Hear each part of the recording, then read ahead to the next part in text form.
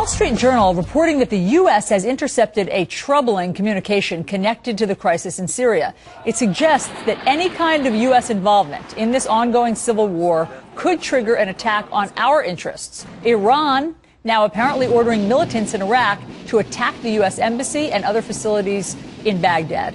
And this only adding to a growing list of retaliation threats that are coming from across the region. Pete Hegseth is an Army reservist who served in Iraq and is CEO of Concerned Veterans for America. Pete, great to have you here. Thanks for having me.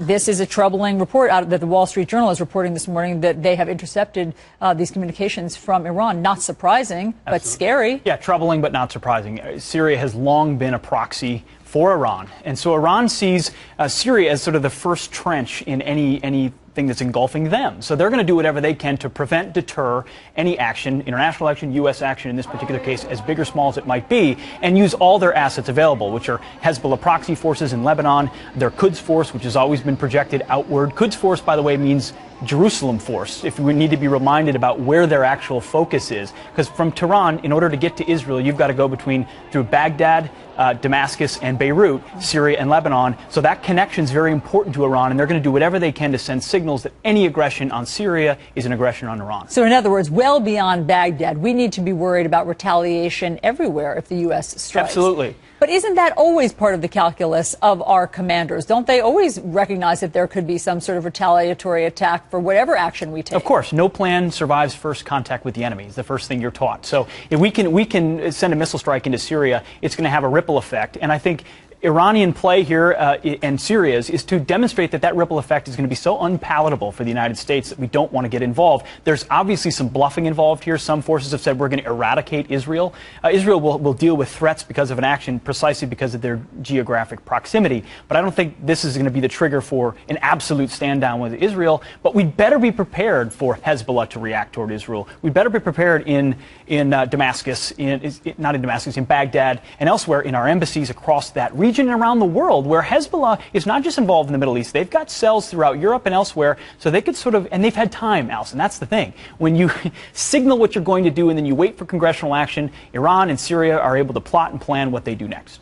We are, I guess, in preparation, pulling out staffers from different embassies. Is that the kind of preparation you're talking about? Well, that's the preparation we've been doing for months now, pulling out, drawing back, stepping back, not projecting strength. And that's the big problem here. We look weak across the board. We're planning to pull out. So what can we be doing? Well, what we should be doing, well, we can't, it's tough to back it up at this point. At this point, this president has drawn a red line that's not a red line, and now he wants to lob, but he's not willing to do more. So we've equivocated and sent weak signals from the very beginning that are reverberating now. My opinion is a small strategic strike to preserve credibility that red lines matter is pretty important, but you better be careful about ensuring you don't get drawn into a regional war and you're prepared to deal with it. How do you do that? I don't have the exact answer. And I'm the first to admit that that's an incoherent position.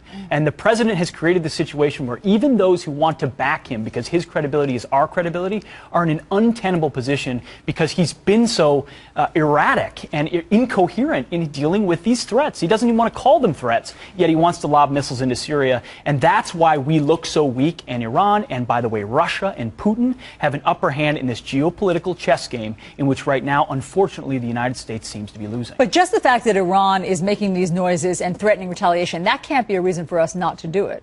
Of course not. Of course not. It needs to be a calculation, and as a commander-in-chief, the president would need to stand up and say, when we do X, Y, and Z may happen, and we have to be prepared for that, which is going to make his case to Congress, which already looks like potentially a no vote, even more difficult, because everyone wants the quick, easy war. And by the way, there is no such thing as a quick, easy war. Why not? Why can't we just lob Tomahawk missiles from our destroyers in the region and take out some of the chemical weapons warehouses? We can, and we probably will. I think that's likely what we'll do, and we'll stand back. But, you know, a good example of why that doesn't always work is Libya. If you look at Libya today, it's controlled by rebels. It's controlled by Islamists. We tried to break it without having to own it afterwards. And when you create that vacuum, bad things happen. Syria is even more complicated because you've got Iranian-backed Assad on one side, and Iran is threatening actions, and al-Qaeda-backed rebels on the other. Who do we want to support, and how do we want to tip that balance? It's not clear, and that's why this doesn't cut across clear partisan lines in Congress as well. The laws of unintended consequences are always in play.